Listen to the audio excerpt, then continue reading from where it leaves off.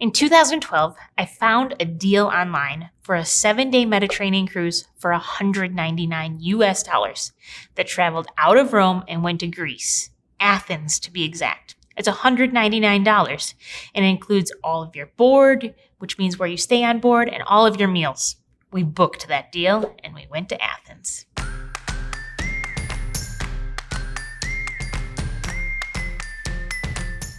Hey everyone, thanks for stopping by my channel. My name is Steph Gerges, or Mrs. Gerges in the classroom, and today we're going to learn about yesterday so we can understand today and help write a better tomorrow. Specifically today, we're going to be looking at ancient Greece. Now when I think of ancient Greece, a few things come to mind. The Parthenon, which is a temple to Athena on top of Acropolis, which is a hill. We always think about the Olympic Games. Also, it's the birthplace of democracy. And of course, the famous line from 300, the I am Sparta, King Leonidas of Sparta, the force of 300 men that fight the Persians at Thermopylae in 480 BC. All right, let's get to the basics. Things that you need to know about ancient Greece. A few things you have to think about is their geography. Greece wasn't really unified into a single empire like maybe we saw in the Persians or the Romans. It was super mountainous there, and so that made people divided. And there were lots of little city-states kind of all around Greece. Basically, think of a city, but that's the entire country. And they all had very different styles of governing and cultures in their areas. Now, the biggest two were Sparta and Athens. Now, Sparta is super militaristic. Their government was an oligarchy, which means ruled by a few. And they were so militaristic, they would have little boys go at age 7 to live in dorms and train as soldiers.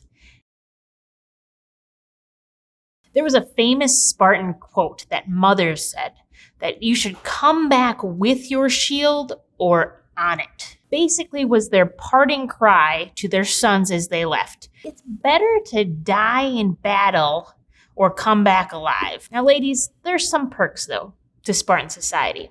Women had more rights, pretty much there than any other part in the world. Everybody else basically denied women rights until we're still working on that in the 20th century.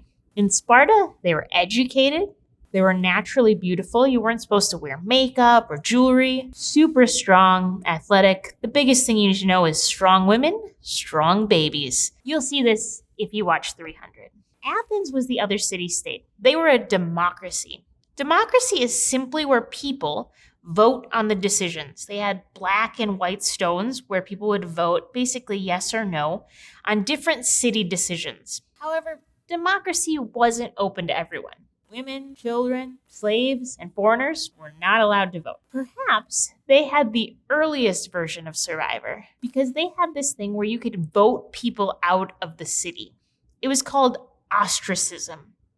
It was a procedure under Athenian democracy in which any citizen could be expelled from the city-state of Athens for 10 years. And so they'd vote and vote you out of the city. The religion of ancient Greece was polytheistic. That means that people believe in many different gods or deities. You probably are familiar because they have these different Olympian gods like Zeus or Apollo, Athena, and a whole bunch of other ones. And so they believed in all these different types of gods.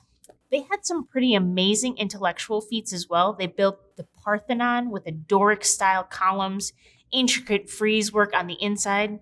Democracy kind of caught on later in history. I mean, we are a democratic republic.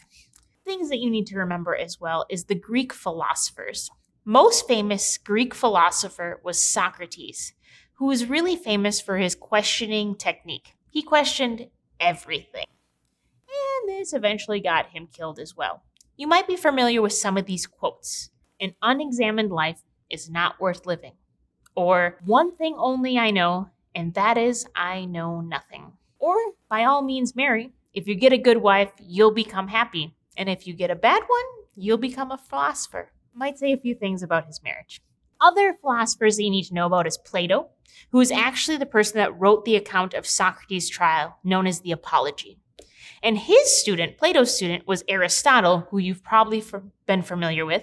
And he was super focused on science and math, believed that the earth was a sphere and the center of the universe, which it's not.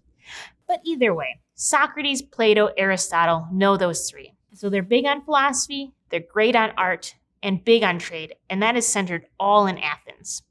Athletics, military toughness, that's Sparta. So they're very different societies, these two different city-states. In fact, there's a lot of competition between Athens and Sparta. Kind of like Green Bay and the Chicago Bears, or LeBron versus Jordan, or the Red Sox and the Yankees. When Athens was being attacked by the Persians, like we talked about before, they ran and asked for Sparta's help, and they declined. They later did team up together and fight against the Persians who invaded the peninsula. But later, that rivalry got heated up, and they fought a war against each other known as the Peloponnesian War. Who won?